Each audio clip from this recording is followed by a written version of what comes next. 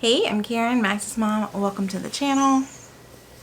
Maxie, do you want me to hold you or not? Which one is it?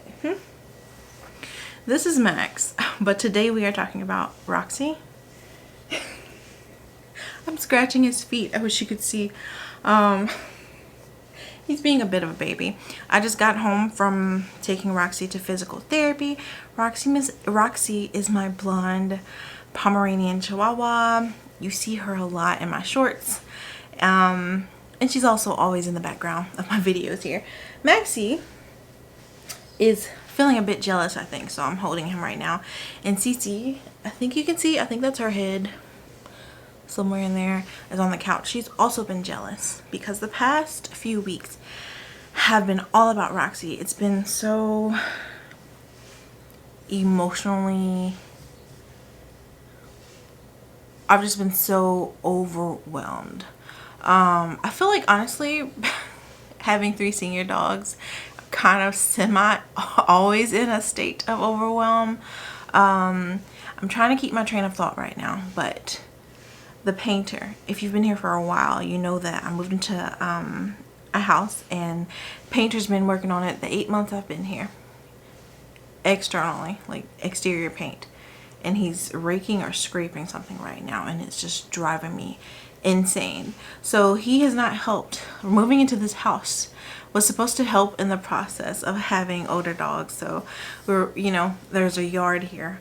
My apartment was huge, had a huge balcony. Love the balcony. The dogs love the balcony, but I wanted a yard. I do miss my apartment now though, because this yard, the backyard has no grass. Front yard has grass, but it's not fenced in. The owner will not let us fence it in. So, and I would not have moved here if I knew that, because we were under the impression that we could fence it in, and now the story has changed. But he's driving me crazy on top of all of this right now. Hey Maxie. I'm here to talk about Roxxie Poo and kind of just offer a support system, somewhat of a group. He has moved his way to the front, Lord. Somewhat of like just support anyone dealing with aging dogs, because I'm here. You're not alone. I know none of us are alone, but sometimes it can feel that way, especially when you're incredibly invested in your dog's life. Roxxie has had issues her whole life, honestly.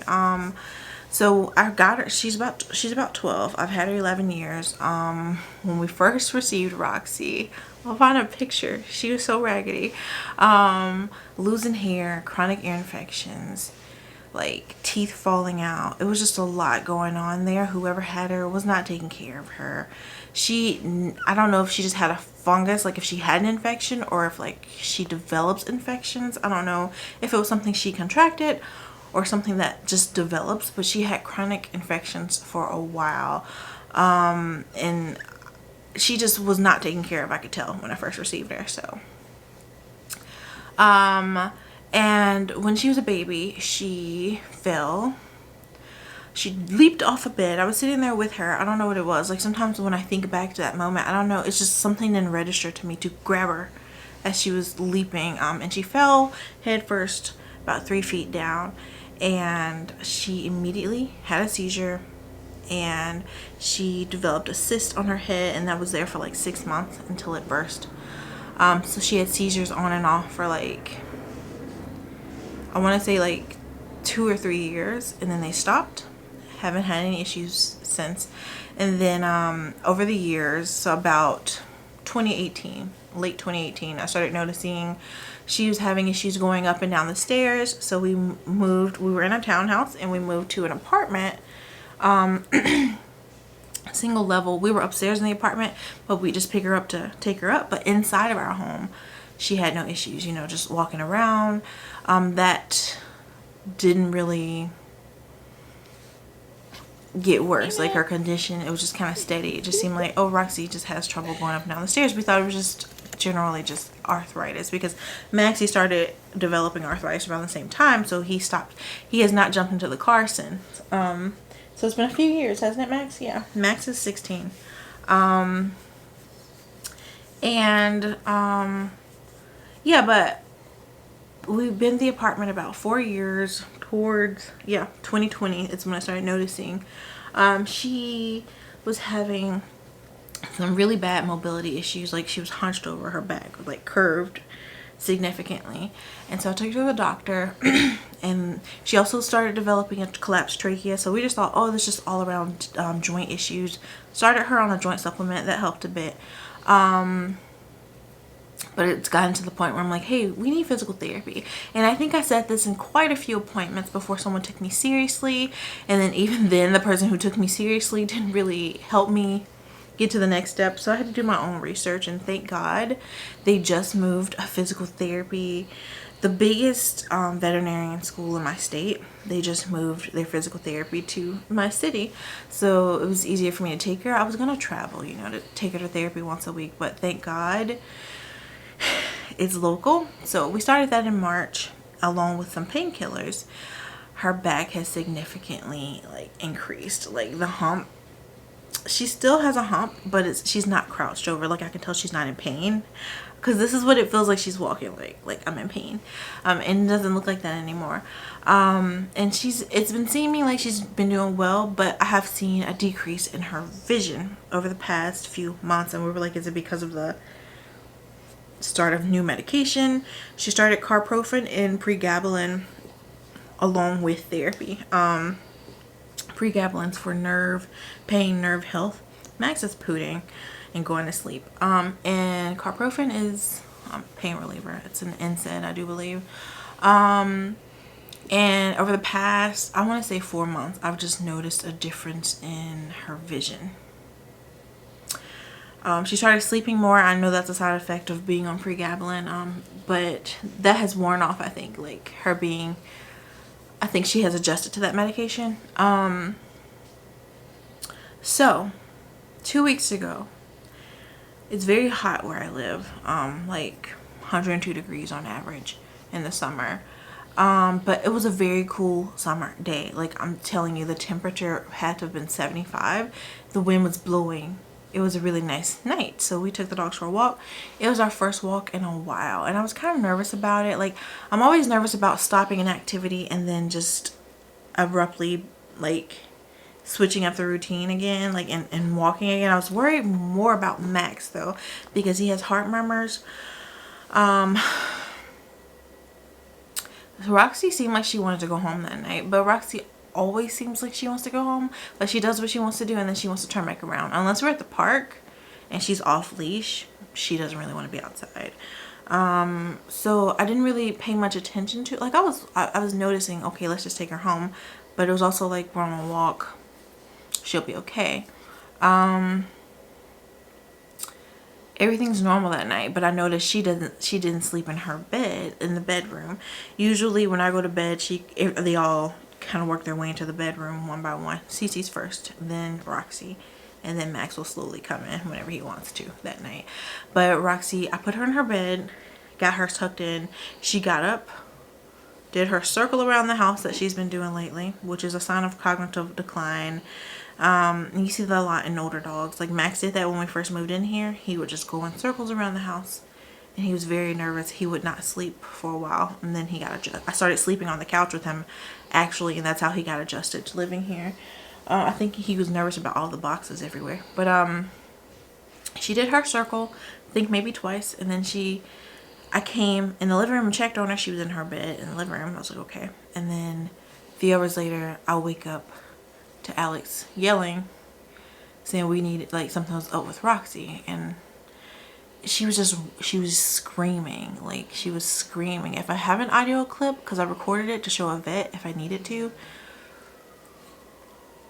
it's like she was panicking is what it seemed like. And then she didn't want you to hold her. She was screaming when you hold her. If you let her go, she'd walk, but she couldn't walk. It's like she'd lost mobility.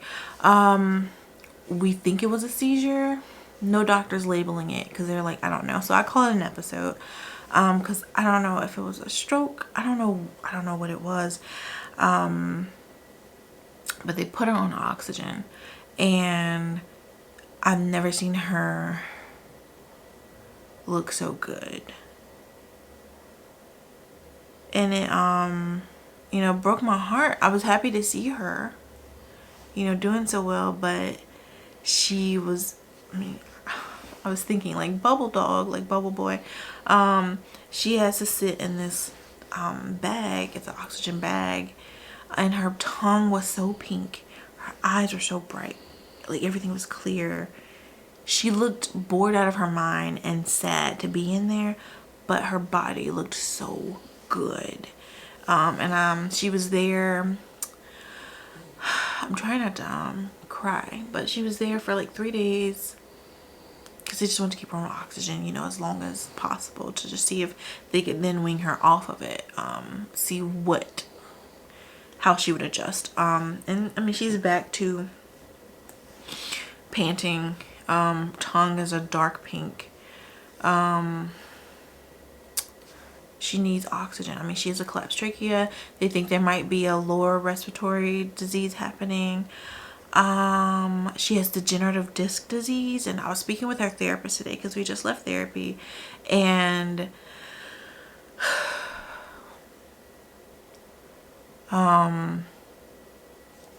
she was saying she has a dog. She has a Pomeranian. Roxxie is a Chihuahua Pomeranian. She says she has a Pomeranian with disc disease as well. It's more progressed than Roxy's is, and she was just saying, you know, with that, I mean, it's a spinal issue, so yeah, of course it causes all kinds of other neurological issues, and so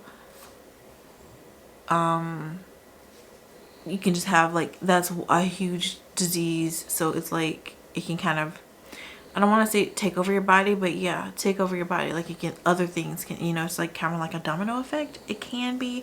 And collapsed trachea is very common in smaller dogs because of overbreeding. And yeah, so she's just dealing with a lot. She's on a lot of medications. So she started, let's see, is that all here? I just picked up I refilled her medicine today because I go out of town tomorrow, and I just want to make sure she has more than enough here. So she started sildenafil, which is Viagra, for her heart, just to see if it's supposed to, I could be wrong with this, let me see, like, I'm pretty sure it's like, it's supposed to like calm like the effects, like it's like hypertension, I think, like, yeah, like blood pressure. Let me see, it's talking about erectile dysfunction. No, that's not quite what I'm looking for. So it treats pulmonary arterial hypertension. So just, you know, trying to look at all factors, like what could have caused this episode, and if she's getting a lack of oxygen, it could be leading to a higher blood pressure, and just, we're on that. I kind of think it's maybe like a trial right now. She's been on it 2 weeks. When I get back from vacation, I'm going to schedule an appointment with her doctor for just what, a vital function check. Okay, Max, he's kicking this paper. Just kidney check, you know, everything, because she's on so many new medications. And she's also on carprofen. She started carprofen and pregabalin earlier this year, and then she has sildenafil, what I just said, for hypertension. And what is this that they just refilled? No, she gave me the wrong medicine. Dear gosh, let me call the vet real quick. So I just trusted that she had it right, and I didn't check. I gotta put you down, Maxie, on the ground so I can go see the medicine. Max has requested that I pick him up again, so trying to make sure not to break my camera. Do you see this dog? Theophylline. That's the other medicine she's on. This is the vet. Hey.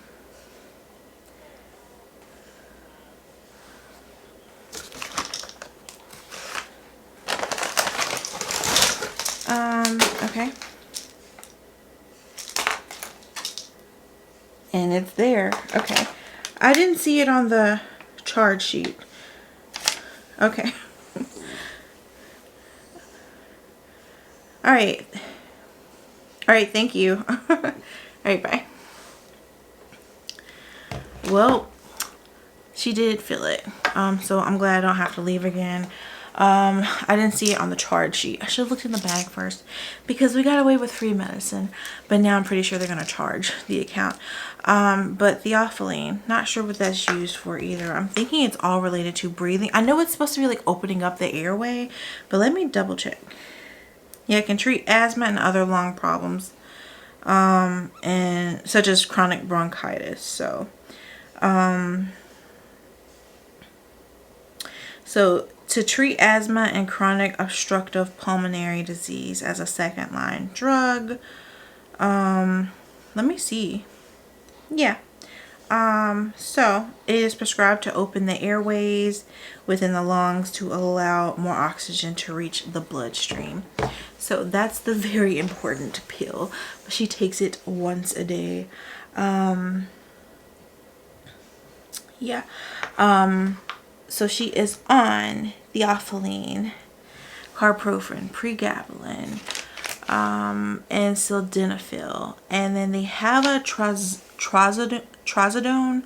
but I don't give her that. That's for anxiety, to just keep her calm, like zoned out. Like I know when we were first diagnosed with collapsed trachea, we had hydrocodone, and that's what she would use. We just keep her chill, and that worked. It worked well. But it was, you know, during the fall months, whenever the season's transitioning, or like we went to the mountains one year, and when we came back, she had a bad honk. So we would keep her on we'll give her hydrocodone in the evenings, just to kind of calm her a bit, to keep her chill so she's not running around, because that's when she get all of her energy in the evening. And she'd be on it no more than like 3 days at a time, and then she, you know, zen out. When I'm reflecting, like I'm reflecting right now on everything we've been through, she's been through a lot, but I can see right now where it is unfamiliar territory to me. Like it doesn't look like what it has looked like before. There's no more honking. I haven't heard her honk. Actually, she's not a very vocal dog, and I'm sure it's to do with the trachea. But when she was in the hospital, she was howling, and I know she was howling because she wanted to come home. She was talking to me, but I was so happy to hear her speaking, because I haven't heard her speak in so long.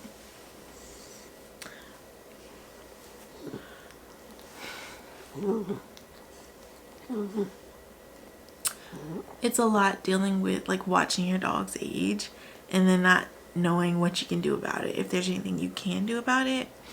And I was speaking to her therapist today about what could this all be, like, because Roxxie bumps her head a lot. She's very much I'm first, so she needs to be first. Like she's gonna keep up with your speed, so she turns fast or she'll run into things.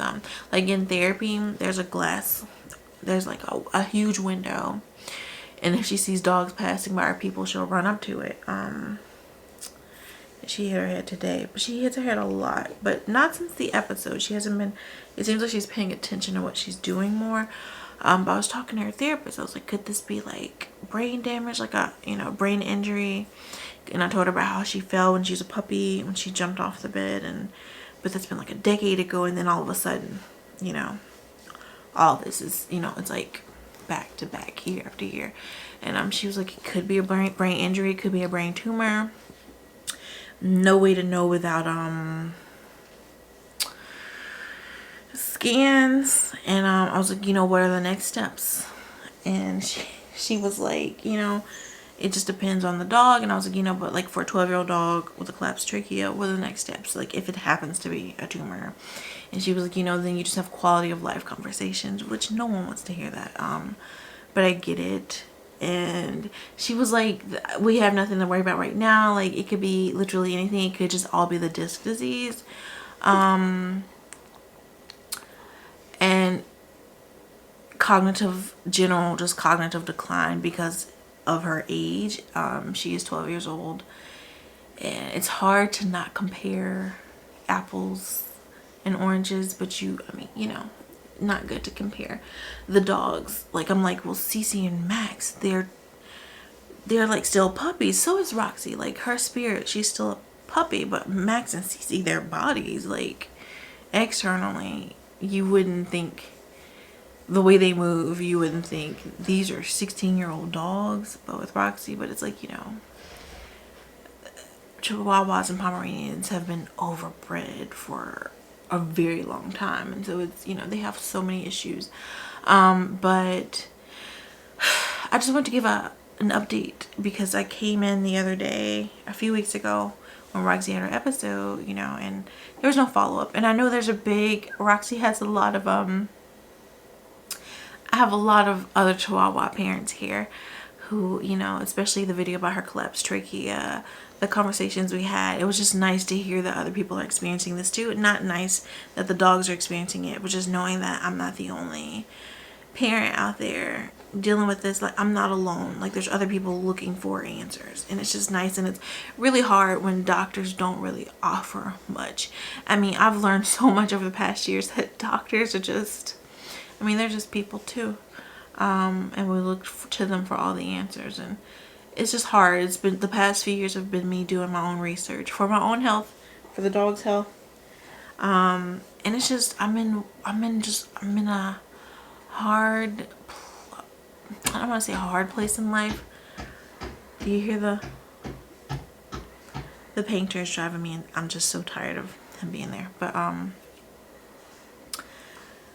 is this what they meant by dirty 30? That's what I'm asking, because it felt like like, if you've been here, you know, I was laid off like 2 days before my 30th birthday, and then since then it's just kind of been like an emotional roller coaster for me with different compartments of my life. And yeah, it's been a lot. This has been a tough year for me. It hasn't been the toughest year, but it's been a year. But I am optimistic. Like, I'm entering my favorite season, fall, and I have all three of my babes here, so I'm very thankful. I don't know if the audio is picking up, but it sounds like he's hosing the house now. But I just wanted to give an update on Roxy and just let everyone know you're not alone, you know. And I know it can feel like a lonely place if you don't really have that community. Like, if you don't have friends with dogs. I don't really have friends with dogs. I was talking to my Roxy's therapist today though, and he's always here, weekend, weekday, day or night. How is it taking 8 months? But I was talking to Roxy's therapist, you know, Caitlin, yeah, and she feels like we're dealing with the same things. We both have 3 old dogs, so I know she has at least 2 old dogs. I don't know how old her other dogs are, but it was just nice to hear someone else talking about their worries, and I was like, yeah, me too, you know. And but yes, I just wanted to be that for you, and you know, comment down below what you're dealing with your dogs, or, you know, what's going on. And you know, just keeping hope alive for all of us and our babes, and